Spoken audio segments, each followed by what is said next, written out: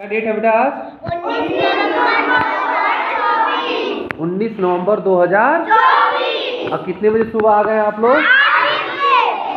हाँ, सुबह सुबह स्कूल टाइम से पहले ही बच्चे ये आ जाते हैं कि हम लोग थोड़ी बहुत इंग्लिश पे भी बात कर लेते हैं। और English language skill development programme के तहत हम लोग यूज़ ऑफ टू बी जो पढ़ रहे थे उसके अंतर्गत आज फ्यूचर टेंस के अंतर्गत हम लोग निगेटिव सेंटेंसेस को पढ़ रहे हैं, जिसका फार्मूला होगा सब्जेक्ट प्लस विल या शैल, यानी जिसे हम वर्ब समझ सकते हैं टू बी फॉर्म में, not plus be plus object plus other word.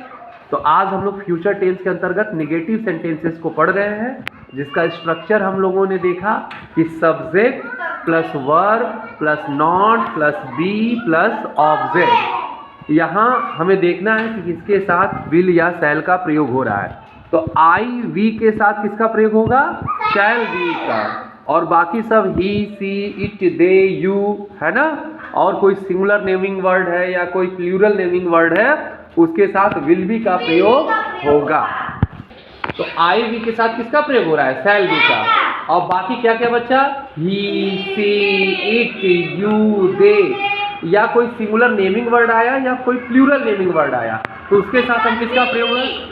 Will be का प्रयोग करेंगे। आई वी के साथ किसका प्रयोग होगा? शैल बी का। अब देखिए यहाँ पे हमारा जो सेंटेंस है, पहला सेंटेंस है वो है मैं वहां नहीं हूंगा। क्या सेंटेंस है? वर्ब क्या है? हूंगा, यानी आने वाले समय में होने की बात है। इससे स्पष्ट हो जा रहा है कि ये फ्यूचर टेंस है। कौन सा टेंस है? और वर्ब कैसा है? टू बी फॉर्म का। वर्ब कैसा है? To be form. अभी हम लोगों ने यहाँ पे बात की है कि सब्जेक्ट के साथ विल या शैल, फिर नॉट, फिर प्लस बी, फिर ऑब्जेक्ट। तो कौन हूंगा? मैं हूंगा। तो सब्जेक्ट क्या हो गया? आई। आई के साथ अब क्या लगेगा वर्ब के रूप में? शैल।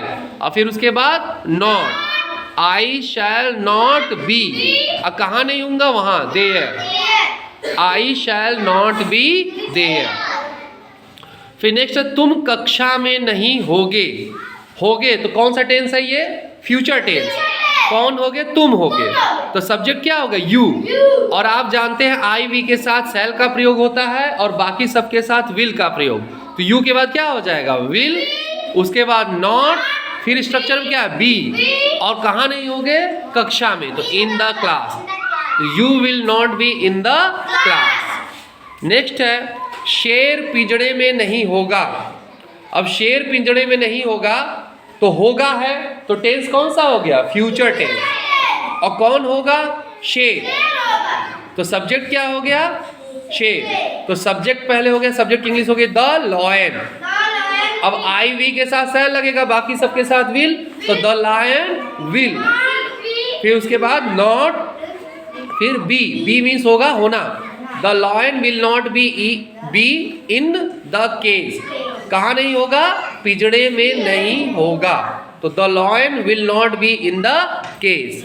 नेक्स्ट है चपरासी गेट पर नहीं होगा। अब चपरासी क्या है? कौन नहीं होगा? चपरासी नहीं होगा। तो चपरासी हो गया सब्जेक्ट। सब्जेक्ट के बाद विल या शैल, फिर नॉट, फिर बी, फिर ऑब्जेक्ट का यूज करते हैं। तो चपरासी हो गया द पियोन। चपरासी क्या हो गया? The peon. आई वी आता तो शैल का यूज होता। अब द पियोन के साथ किसका यूज होगा? विल। फिर उसके बाद नॉट, फिर उसके बाद बी, और कहाँ नहीं होगा? गेट पर, तो at the gate. The peon will not be at the gate. Next क्या है? माता जी मंदिर में नहीं होंगी।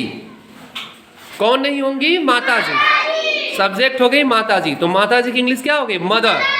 अब मदर के साथ क्या लगा? विल। फिर उसके बाद नॉट, होना का बी, और कहाँ नहीं होंगी? मंदिर में, इन द टेम्पल। तो mother will not be in the temple. तो हमें निगेटिव सेंटेंसेस में ये ध्यान देना था कि ये जो शैल भी और विल भी है, इसके बीच में नहीं के लिए हम नॉट का प्रयोग कर देते हैं। तो सब्जेक्ट प्लस विल या shall plus not plus be plus object इसका स्ट्रक्चर था।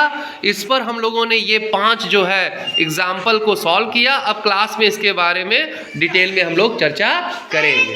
ठीक है? Okay, thank you.